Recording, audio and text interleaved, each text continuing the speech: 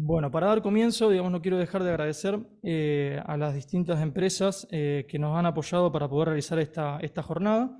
Y vamos a comenzar un poco con la racionalidad y la evidencia disponible, porque debemos pensar en tratamiento endovascular en pacientes con tromboembolismo de pulmón. A ver, el público es bastante variable, hay médicos especialistas y tenemos personal de salud no médico, así que voy a tratar de ser un poco abarcativo. Sabemos que el tromboembolismo pulmonar tiene su importancia en que es la tercera causa de mortalidad cardiovascular detrás del infarto de miocardio y el accidente cerebrovascular, pero lamentablemente ha estado relegada de distintos avances e investigación médica. Una de cada 4 personas en el mundo muere de trombosis. Y lamentablemente, yendo o extrapolando datos externos, porque no tenemos muchos datos propios de nuestro país, podemos hablar que en Estados Unidos se mueren 100.000 personas al año de enfermedad trombembólica venosa, que esto es más que la suma de los fallecimientos por cáncer de mama, por accidentes de tránsito y por el SIDA. Realmente los números son alarmantes. Es la primera causa también de muerte prevenible en pacientes que están hospitalizados y también, como en Estados Unidos se piensa mucho en costos de salud, representa un costo altísimo en salud de más de 7 billones de dólares al año. Otra de las cuestiones por las cuales hablamos de TEP es porque no hubo avances justamente en el tratamiento, ha disminuido, o uno pensaría que en esta gráfica hay una disminución de la mortalidad asociada al TEP, pero en realidad lo único que pasa es que los distintos métodos de imágenes nos permiten descubrir embolias pulmonares más chicas, pero la mortalidad se ha mantenido siempre persistente, ¿sí? En más del 10% a 30 días desde la admisión. Estos son distintos registros internacionales y está incluido acá también nuestro registro argentino, el más grande, con ARET 20, que tuve la suerte de participar con más de 600 pacientes de 75 centros, donde la mortalidad a los 30 días es mayor al 10%, desde ya que dependiendo de la forma de presentación de los pacientes. Y sabemos también muy bien que la mayor causa de mortalidad en la embolia pulmonar está relacionada con el aumento de la poscarga del ventrículo derecho, que resulta de la obstrucción de las arterias pulmonares. Y entonces, el distinto arsenal terapéutico con el que contamos, que es la anticoagulación, que es mandatoria para todos, pero distintos métodos de reperfusión, como trombolisis, terapias dirigidas por catéter o trombectomía, vendrían justamente a combatir esta que es la principal causa de mortalidad. Hoy por hoy, por guías, por consensos, únicamente estas terapias están recomendadas cuando el paciente se presenta con descompensación hemodinámica, ¿sí? Cuando el paciente ya está con hipotensión sostenida o en shock. Y para el resto de los pacientes lo único que nos queda es esperar y ver.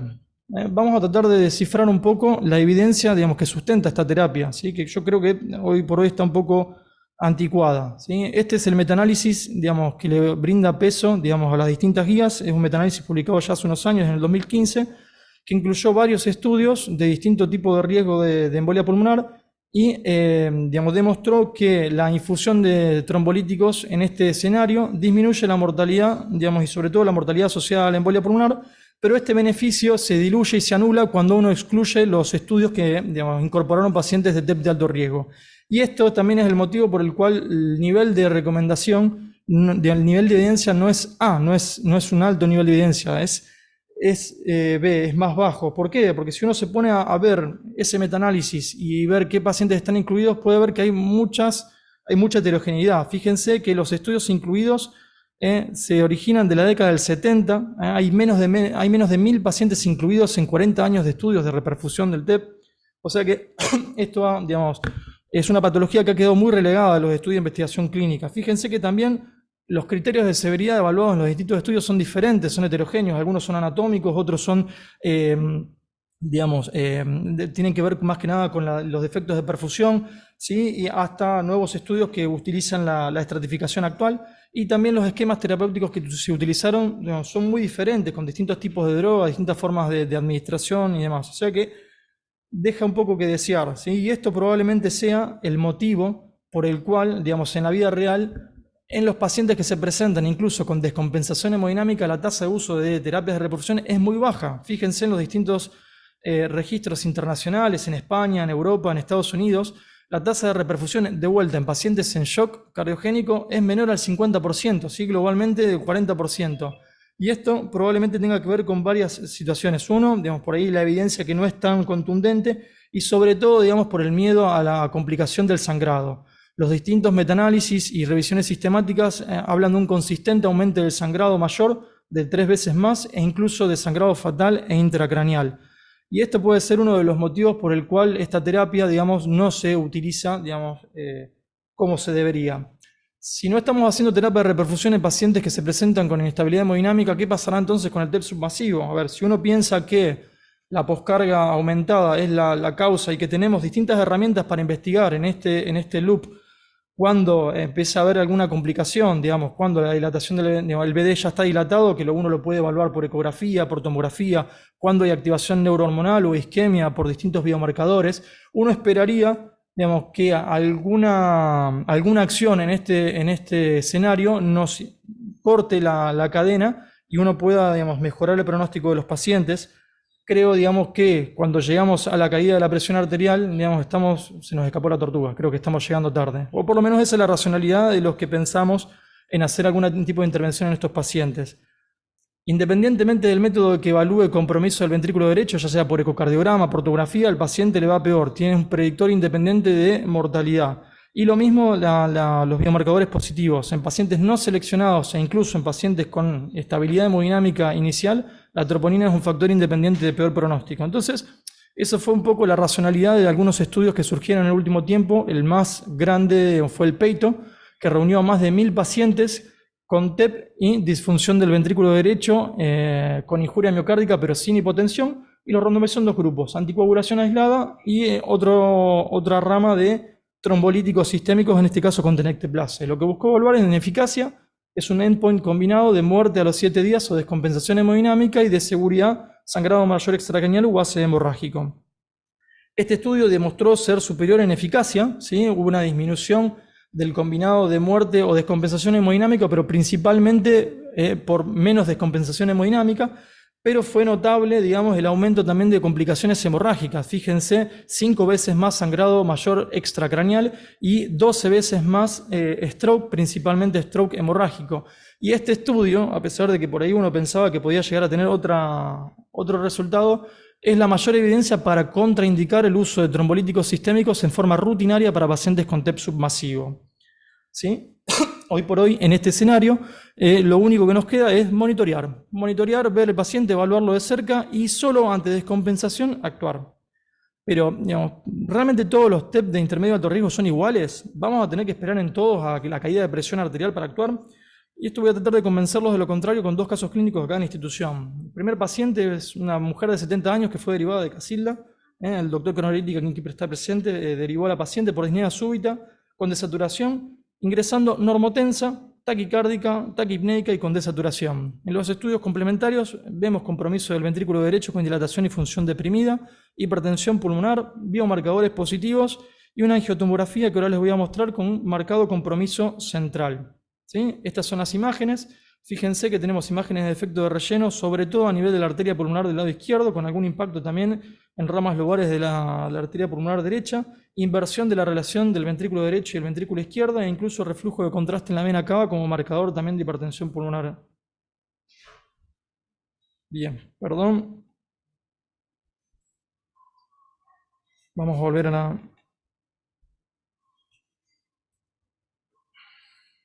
la presentación. Entonces, dijimos 70 años, TEP submasivo de intermedio alto riesgo, alta carga trombótica central. Hasta acá las guías nos dicen solamente esperar, pero les voy a dar un poco más de condimento que tenía esta paciente, ¿sí? Se mantenía con disnea persistente, palabra entrecortada, con desaturación persistente, tenía una trombosis venosa profunda extensa proximal, presentó episodios de fibrilación auricular de alta respuesta paroxística en la internación. También tenía un ritmo diurético algo deprimido, con 400 mililitros en 12 horas de observación, y también presentó episodios de taquicardia ventricular no sostenida. Pero bueno, cuidado, de estas pacientes estuvo siempre normotensa. ¿Estamos todos tranquilos, digamos, con esta paciente solamente haciendo anticoagulación? Otro caso parecido, un hombre en este caso de 58 años, muchos factores de riesgo cardiovascular, SAOS, que se presenta, digamos, con una presentación clínica de alto riesgo que es con síncope, precedida de disnea súbita. El paciente, fíjense, normotenso, taquicárdico, algo taquipneico, y si uno evalúa simplemente por PESI, incluso es un PESI de bajo riesgo, y este paciente uno podría considerar el manejo ambulatorio, ¿no? Pero cuando nos vamos a la estratificación con los distintos estudios complementarios, vemos que tiene compromiso del ventrículo derecho, hipoquinesia de la pared libre del ventrículo derecho, hipertensión pulmonar, biomarcadores positivos y sobre todo Bueno, acá podemos ver las imágenes donde se ve claramente la dilatación del ventrículo derecho y también abombamiento septal. Tiene, bien, tiene marcada, digamos, una carga trombótica central importante con acabalgamiento de un trombo en la arteria pulmonar y relación del VDBI alterada. Lamentablemente el video no reproduce, a pesar de que claramente lo habíamos probado antes. Entonces vamos a tratar de descifrar un poco. Los pacientes con TEP submasivo no son todos iguales. Incluso los mismos investigadores del Peito hicieron un análisis post-hoc donde ellos mismos criticaron el diseño del estudio. En primer lugar, los pacientes eran incluidos solamente si tenían TEP, sin importar la extensión, sin importar, digamos, la carga trombótica y sin importar tampoco ningún criterio clínico. Solamente tenía que tener diagnóstico de TEP, BD, digamos, dilatado, por tomografía o ecocardiograma y troponina positiva. Y después también otra de las críticas es que el endpoint fue evaluado solamente a 7 días, que a veces puede ser muy corto, sobre todo considerando que la mitad de los pacientes que fallecen por TEP submasivo, digamos, a los 30 días, fallecen en una etapa extrahospitalaria. Entonces, lo que hicieron fue un análisis posterior, digamos, buscando un endpoint, digamos, más complejo de muerte, descompensación hemodinámica o recurrencia a un tiempo mayor, a 30 días, y se pusieron a ver distintos parámetros clínicos que podían asociarse a este mal pronóstico. Y encontraron, por ejemplo, una tensión arterial limítrofe, la taquipnea persistente y demás. Y cuando se fueron a buscar, se dieron cuenta que en realidad la mitad de los pacientes tenían solo uno de estos criterios. O sea que en realidad no era una población de gran riesgo, no estaban taquipnéicos, no estaban taquicárdicos. Y en esos pacientes que sí tenían al menos de un criterio, el desenlace posterior a la infusión de tenecteplase fue buena. ¿Sí? O sea que esto por ahí también es la base de próximos estudios que les voy a comentar. ¿Sí? No solo pensar en un TEP submasivo, sino que buscar un poco más. Creo que tenemos que tratar de que el árbol no nos tapa el bosque, digamos, no centrarnos únicamente en la caída de presión arterial y buscar otros parámetros de shock oculto o distintos factores que nos van a hablar de un mayor riesgo. Por ejemplo, 40% de los pacientes que tienen el TEP submasivo de intermedio alto riesgo tienen bajo gasto cardíaco medido por cateterismo derecho. ¿Sí? 40% es un número muy importante. La distribución central de los trombos, como habíamos visto con compromiso de las arterias pulmonares, duplica el riesgo de mortalidad por TEP. Una alta carga trombótica aumenta 17 veces el riesgo de mortalidad a 6 meses. ¿Sí? Y digamos, la TDP concomitante, que es frecuente, cuadruplica el riesgo de mortalidad relacionada a la embolia pulmonar y recurrencia de la enfermedad trombólica venosa a los 90 días. Y así hay un montón de características que creo por ahí sería importante que consideremos. La taquicardia es 1, mayor a 100 latidos por minuto, ya se asocia a peor pronóstico. Parece ser el punto de corte más sensible, digamos, para tomarlo en consideración. Una simple, digamos, relación de la frecuencia cardíaca y la presión sistólica en el índice de shock también es un marcador de gran utilidad. Si tengo más frecuencia cardíaca de presión arterial, evidentemente las cosas no están bien. Hay, bueno, como lo nombré antes, scores clínicos como el PESI, que está validado para usarlo en Argentina, digamos, Lucrecia Burgos, que es una colega y amiga, una gran investigadora, hizo una validación externa de estos scores, o sea que se pueden utilizar con tranquilidad, digamos, en nuestros pacientes.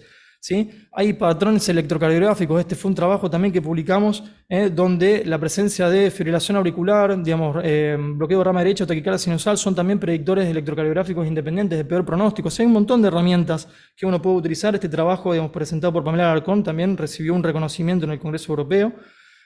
Otro trabajo de Lucrecia, la verdad que excelente profesional. Ella lo que hizo fue combinar parámetros clínicos con ecocardiográficos, que son muy sencillos, digamos, que básicamente es el PESI y el TAPSE. Al PESI uno le suma la presión sistólica pulmonar y, digamos, le resta el TAPSE y tiene un mayor poder de discriminación que solo el PESI para identificar pacientes que van a tener un peor pronóstico, ¿sí? Un punto de corte, digamos, validados de 128 puntos. O sea que hay un montón de herramientas, digamos, que uno puede considerar. El lactato es otro. Digamos, mayores niveles se asocian a peor pronóstico, más muerte y recurrencia de enfermedad trombólica venosa.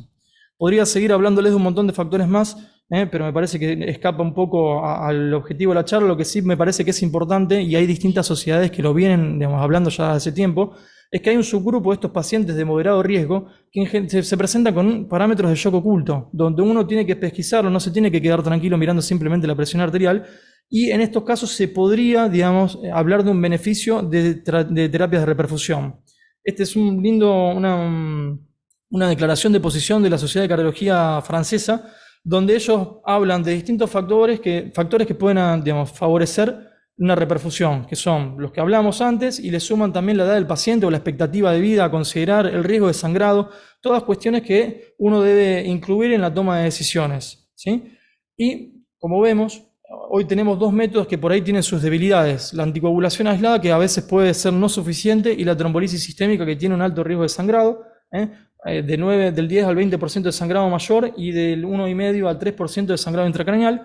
Y este es el escenario en el cual, digamos, la terapia endovascular vendría a tener su nicho, para superar, digamos, el déficit en beneficio de eventos clínicos, digamos, de la anticoagulación aislada, digamos, del deterioro clínico, digamos, por la trombosis, y, digamos, inhibir los sangrados ocasionados por el trombolítico sistémico. Esto va a hablar más detenidamente Pablo Espaleta en la próxima clase, pero hay básicamente dos métodos que uno puede utilizar. Uno, digamos, hacer trombolíticos directamente en el trombo, y la otra es remover el trombo con distintas técnicas de trombectomía.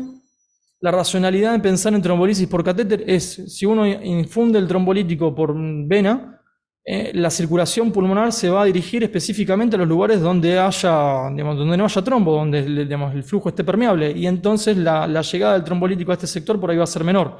Por eso, digamos, se logra buenos efectos con incluso un quinto de dosis sistémica infundidas en mayor tiempo, ¿sí? Hay distintos estudios que ya han evaluado digamos, el beneficio clínico. Digamos, este es uno de los pocos estudios randomizados que hay de técnicas endovasculares que están básicamente en desarrollo, pero bueno, este es un estudio que comparó trombolíticos locales con el ECOS, que es un método que combina la infusión de trombolítico con un facilitador con ultrasonido para permitir que el trombolítico penetre más en el trombo y que tenga mejores efectos, que evaluó un punto subrogante, que es la relación del BD-BI, y mostró una más rápida, digamos, recuperación de la función del BD en comparación con la heparina aislada. Hay distintos trabajos que evalúan este mismo método, digamos, y que es consistente el beneficio en reducción de la presión sistólica de la pulmonar y justamente en la rápida recuperación de la función del ventrículo derecho. Pero me parece por ahí más importante ya hablar de algo concreto. Esto es un metaanálisis que incluyó a 860 pacientes donde se trató con trombolíticos locales, no solamente con este dispositivo, digamos, facilitado por ultrasonido, sino que con catéteres convencionales, donde, fíjense, la mortalidad en TEP submasivo menor al 1%, nada que ver con lo que estuvimos viendo previamente, y la mortalidad de pacientes que se presentan con shock del 12%. Y sobre todo, lo que por ahí también uno al principio le tenía un poco más de miedo, la baja tasa de complicaciones de sangrado. ¿Sí? Un sangrado intracraneal menor al 1%, el 0,35, que es parecido a la anticoagulación sistémica, un sangrado mayor de menos del 5% y una muy baja tasa de sangrado fatal. Si comparamos este 0,35 de sangrado intracraneal con trombolisis local, es similar a lo observado solamente con anticoagulación y mucho menor a lo observado con los líticos sistémicos. O sea que eso nos da seguridad. Hay otro estudio randomizado que se hizo, que lo bueno que tiene es que está realizado por investigadores sin influencia en la industria, donde compararon cómo les iba a los pacientes que se hacían líticos locales con este catéter especial facilitado por ultrasonido versus catéteres convencionales, y acá se midió la reducción trombótica, la carga trombótica, que fue similar en los dos grupos, que esto obviamente también es favorable, sobre todo en nuestro contexto. Y hay algunos datos de la vida real, esto es de Estados Unidos, de la base de datos de la Readmisión Nacional, donde muestra comparativamente una, digamos, disminución notable de la mortalidad intrahospitalaria en pacientes que se hizo trombolisis local versus trombolisis sistémica, de la readmisión a 30 días y del combinado de muerte, sangrado gastrointestinal y sangrado intracraneal. O sea que realmente, en principio, si bien todavía nos falta información más contundente, los datos son alentadores. Por eso, volviendo a los casos, eso fue lo que hicimos en nuestra primera paciente de 70 años que tenía distintos factores de mal pronóstico, ¿sí? Que nos hablaban del shock oculto. En este caso lo que se hizo fue colocar un catéter Fontaine en el pulmón izquierdo, que era el que estaba más comprometido. Se hizo infusión prolongada de un buen resultado angiográfico posterior, disminución de la presión pulmonar y la media pulmonar, y sin evidencia de hipertensión pulmonar en el seguimiento. También hay evidencia todavía escasa con métodos de trombectomía, que buscan también beneficios inicialmente en puntos subrogantes. Lo que se buscaba era más que nada la seguridad de los dispositivos. Esto es el Extract PE. Lo que comparó, digamos, lo que buscó es evaluar la seguridad y la eficacia de un método especial de succión, ¿sí? Que es el Penumbra, que demostró lo mismo, reducción o sea, mejoría de la función del BD con baja tasa de complicaciones y sobre todo también con bajo tiempo de internación en unidad coronaria en estos pacientes. Eso, digamos, en parte fue lo que complementó el tratamiento del otro paciente que les comenté, el paciente joven, digamos, con bastante hipertensión pulmonar, ¿sí? En este caso hicimos primero trombolíticos locales bilaterales, también con catéter Fontaine, y ante un resultado subóptimo lo complementamos al día siguiente con trombectomía aspirativa. Acá podemos ver parte del material extraído. y este paciente mejoró notablemente. Fíjense la angiografía control y la presión pulmonar que había disminuido notablemente, y sobre todo en la evolución, ¿sí? Un eco a los 3 meses sin hipertensión pulmonar con un ventrículo derecho normal, y acá tenemos una tomografía de control a los 5 meses donde revertió también la dilatación de la arteria pulmonar y no quedó ninguna secuela trombótica en este paciente, ¿sí? Incluso bajó 30 kilos el paciente de eso, así que en todo sentido mucho mejor.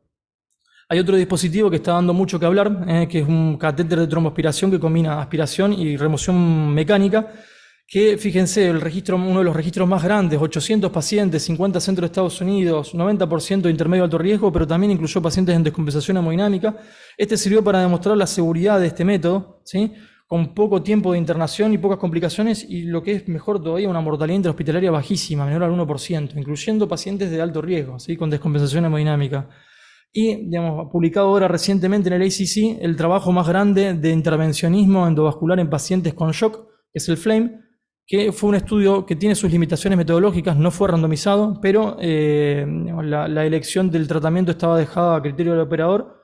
Se comparó la evolución de pacientes con TEP de alto riesgo en la rama intervención con este dispositivo versus el tratamiento estándar, principalmente con trombolíticos sistémicos, aunque hubo un subgrupo de pacientes con trombolisis local. Lo que encontró se terminó prematuramente porque superó, digamos, el objetivo. Fíjense el endpoint combinado de muerte de cualquier causa, la necesidad de 1 o 3 tratamientos de reperfusión, el deterioro clínico, sangrado mayor, fue notablemente menor en el grupo de intervención en comparación con el grupo de tratamiento estándar y con un grupo que ellos hicieron un metaanálisis importante para ver los eventos, que es este performance goal que habían identificado. Y lo que es más notable es que, digamos, en estos pacientes de vuelta con descompensación hemodinámica, que incluso el 20% debutaron con un paro cardíaco, la mortalidad intrahospitalaria fue menor al 2%.